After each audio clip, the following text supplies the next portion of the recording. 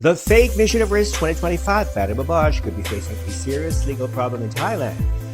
This story goes all the way back to an explosive confrontation that shook the pageant world. A document now circulating on social media claims the Thai authorities are moving forward with an expedited process to obtain an arrest warrant for Fatima Bosch. Hold on, there's a very important distinction here. This does not necessarily mean an arrest warrant has already been issued. The wording indicates that authorities are pursuing the process to obtain one. So, what exactly is going on? Well, let's go back to November 2025. During the Miss Universe competition in Thailand, Fatima Bosch became the center of controversy after a confrontation with Thai pageant executive Nawat Sanagisi. Nawat publicly confronted Fatima over her participation in commercial activities. Fatima objected to the way she was treated, and then came the moment that sent shockwaves through the pageant world. She walked out, and several contestants followed her in solidarity.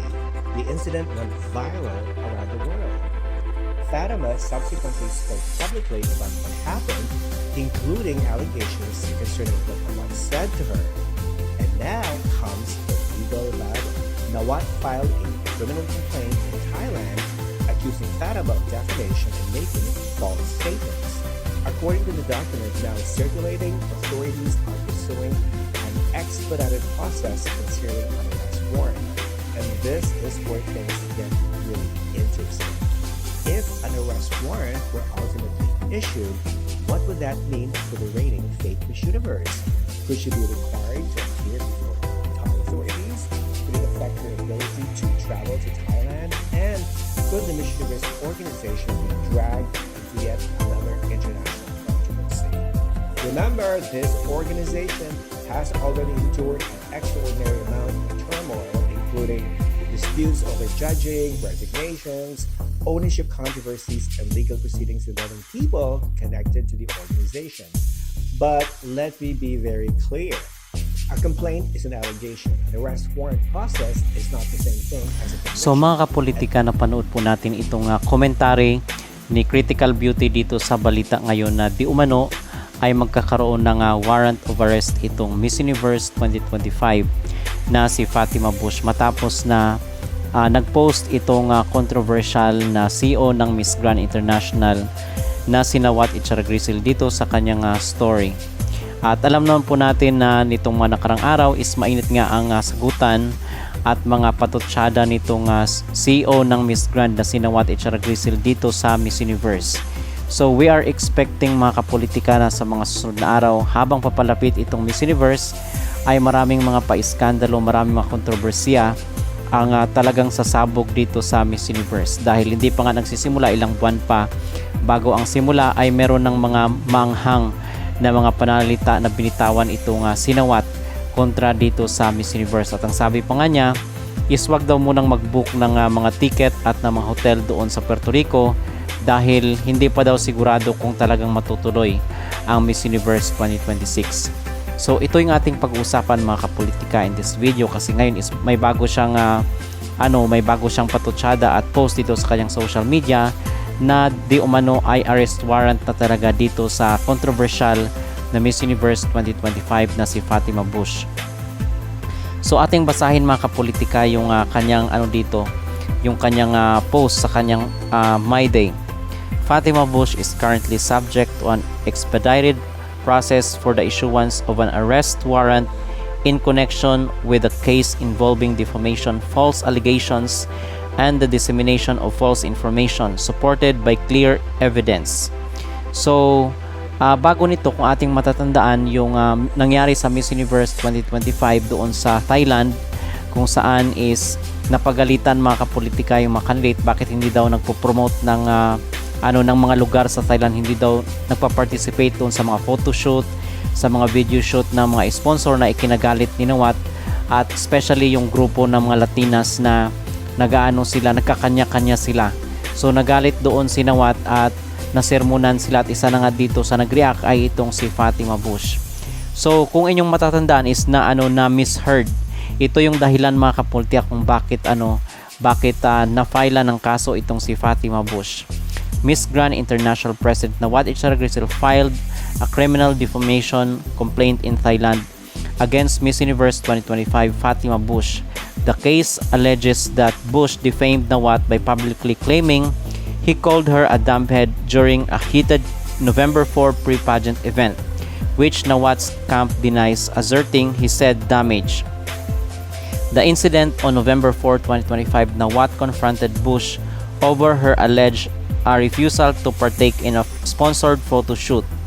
So that's the core dispute, mga kapolitika, yung nangyari doon sa November 2025, kung saan is na-misheard ni Fatima yung sinabi ni Nawat doon, kasi iba nga ang accent ng mga Thai. So instead na damage yung sinabi ni Nawat, ang nilabas ni Fatima doon sa sa mga interview sa mga vlogger at sa media is sinabihan daw siya ng dumb. So nagalit at false information daw yon, kung may tuturing, kung kaya nag-aakyat ng kaso itong sinawat dito sa Miss Universe 2025.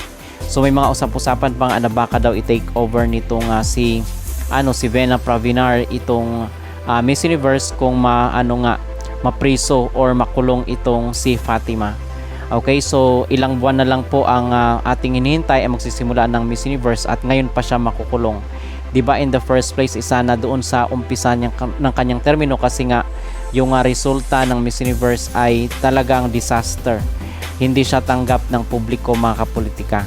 So at in fact ngayon wala nga tour itong si Fatima dito sa Asia, 'di ba? Doon lang siya sa Latin community.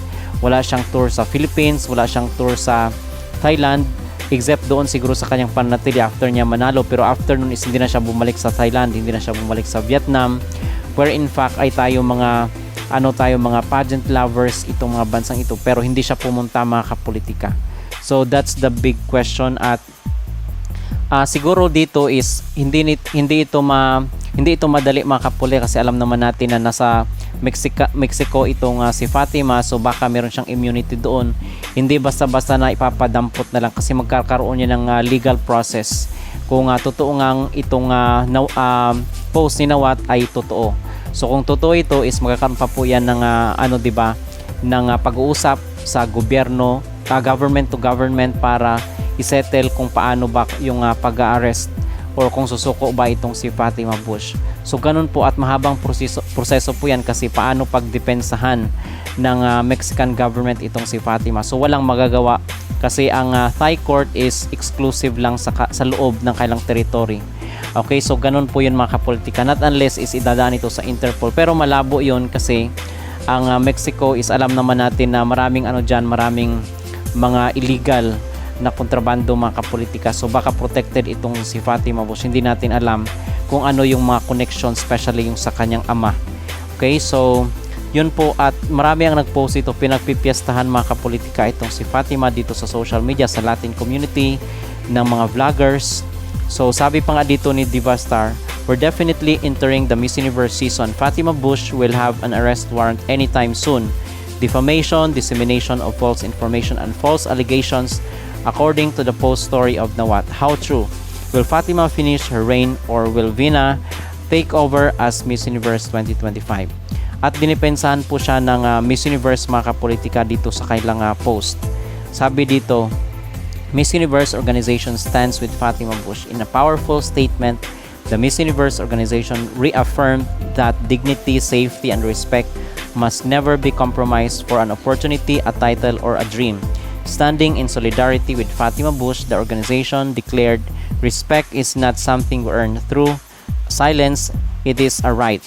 This is bigger than crowns. This is about women, supporting women, and ensuring no woman has to stand alone." At kasabay niyan is nagpost uli itong Sinawat 2 hours ago, mga kapolitika, ngayong araw.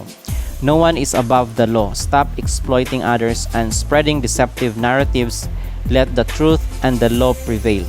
Which is kasalanan din naman ni Fatima, mga kapolitika, in the first place yung nangyari doon, kasi nagpapakalat nga siya ng mga maling impormasyon.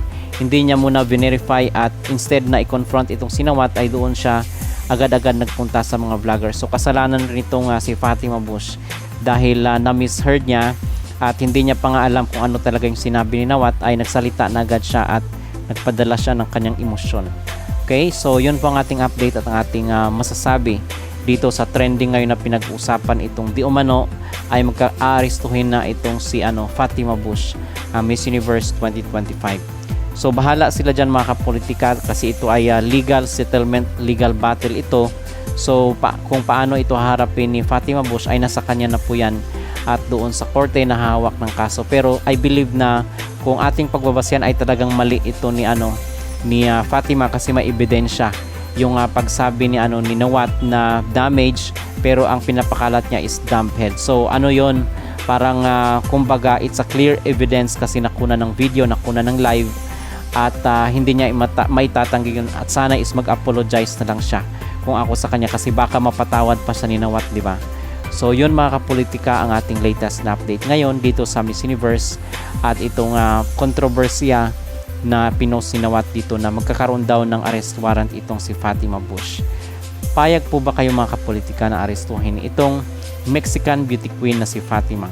Mag-comment down below at huwag kalimutang mag-like at mag-subscribe na rin kayo para updated kayo sa ating mga latest issues. At atin pong panunuorin itong naging reaksyon ng mga Latino dito sa balita na arestuhin na di umano itong Mexican beauty queen at Miss Universe 2025 na si Fatima Bush. La Miss Universo Fátima Bosch fue demandada por Nawat y todo parece indicar que hay una orden de aprehensión en camino para ella. Una polémica que lleva ya un año, señores, casi un año, desde que ellos no se agarraron en el Miss Universo. Todo esto continúa escalando cada vez más. Y es que desde que Fátima ganó el Miss Universo el pasado noviembre del 2025, esto ha sido una novela que cada vez escala más y más. Nawat publicó hace horas en su cuenta de Instagram que hay una demanda de por medio, que puede haber una posible orden de aprehensión porque hubo difamación de ella hacia él, donde también se aclara que tiene pruebas contundentes del por qué ella lo dejó mal parado sin razón alguna, que ella todo lo transversó y lo manejó a su favor. O sea, todo esto continúa escalando. Recordemos que Nawat en el pasado Miss Universo estuvo presente en todas las actividades, después salió llorando en una rueda de prensa luego de ese problemón que tuvo con ella, y luego los vimos a los dos como mejores amigos en la rueda de prensa ella como Miss Universo. Entonces uno no sabía qué pensar, si es que todo era algo ya preparado entre ellos, o sea, algo como para generar polémica. También pudimos verla a ella en una entrevista hablando de él, de lo que él hizo. Él también le tira, le lanza comentarios, ha hecho bastantes acusaciones en su contra. Ella también publicó una vez un video donde sale llorando, hay una foto de un mini museo que le dieron. Entonces obviamente no sabemos qué pensar de toda esta polémica, pero vamos a ver qué va a pasar con todo esto. Ya Fátima está a pocos meses de entregar su corona al Miss Universo. Pero bueno, ¿a qué opinan ustedes de esto?